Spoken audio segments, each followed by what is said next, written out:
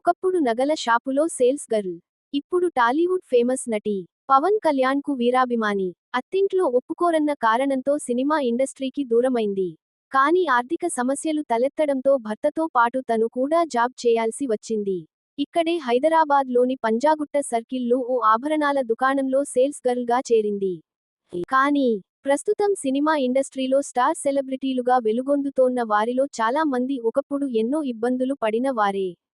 పొట్టకూటి కోసం చిన్న చితకా ఉద్యోగాలు, పనులు చేసిన వారే. ఈ టాలీవుడ్ స్టార్ యాంకర్ కమ్ నటి కూడా సరిగ్గా ఇదే కోవకు చెందుతుంది. చాలా మంది నటిగా గుర్తింపు తెచ్చుకుందామని హైదరాబాద్ వచ్చింది. హాస్టల్లో ఉండి యాక్టింగ్ నేర్చుకుంది. స్నేహితులు, సన్నిహితుల సహకారంతో సినిమాల్లో అవకాశాలు సొంతం చేసుకుంది. కానీ మధ్యలో అత్తింటి వారు ఒప్పుకోరన్న కారణంతో ఇండస్ట్రీకి దూరమైంది. కొద్దిగా గ్యాప్ తీసుకుని మళ్లీ యాంకర్ గా కెరీర్ ప్రారంభించింది. ఆపై బిగ్ బాస్ లోనూ సత్తా చాటింది. ఇప్పుడు స్టార్ యాంకర్ గాను, నటిగాను మెప్పిస్తోన్న ఆ అందాల తార మరెవరో కాదు స్రవంతి చొక్కారుపు. సుహాస్ నటించిన హే బలవంత్ సినిమాలో ఒక కీలక పాత్ర పోషించింది ముద్దుగుమ్మ. ఈ క్రమంలో ఇటీవల ఓ ఇంటర్వ్యూకు హాజరైన ఈ బ్యూటీ తన పర్సనల్ అండ్ ప్రొఫెషనల్ లైఫ్ కు సంబంధించి పలు ఆసక్తికర విషయాలను షేర్ చేసుకుంది. నేను 6వ తరగతి నుంచే మెహందీ పెట్టేదాన్ని. బ్యూటీ పార్లర్ తో టై అప్ అయి మెహందీ పని చేసి డబ్బులు సంపాదించేదాన్ని. యాక్టర్ అవుదామని ఇండస్ట్రీలోకి వచ్చాను.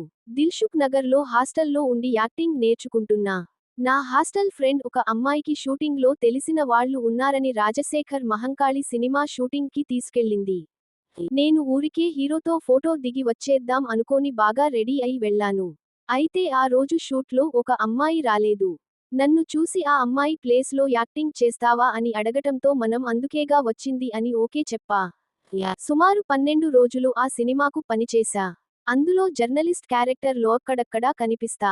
డైలీ 3000 ఇచ్చేవాళ్లు. ఆ డబ్బులతో మా అమ్మకు పట్టుచీర కొనిచ్చా. అయితే మా లవర్ తో పెళ్లి కోసం వాళ్ల ఇంట్లో సినిమాలు అంటే ఒప్పుకోరు అని సినిమాలు వదిలేశాను. అయితే పెళ్లి అయ్యాక కొన్ని ఆర్థిక సమస్యలు రావడంతో మా ఆయనతో పాటు నేను కూడా జాబ్ చేయాల్సి వచ్చింది. దీంతో ఒక గోల్డ్ షాప్ లో సేల్స్ గర్ల్ గా వర్క్ చేశాను. ఇక్కడే మన హైదరాబాద్ పంజాగుట్టలోని ఓ నగల దుకాణంలో పనిచేశాను.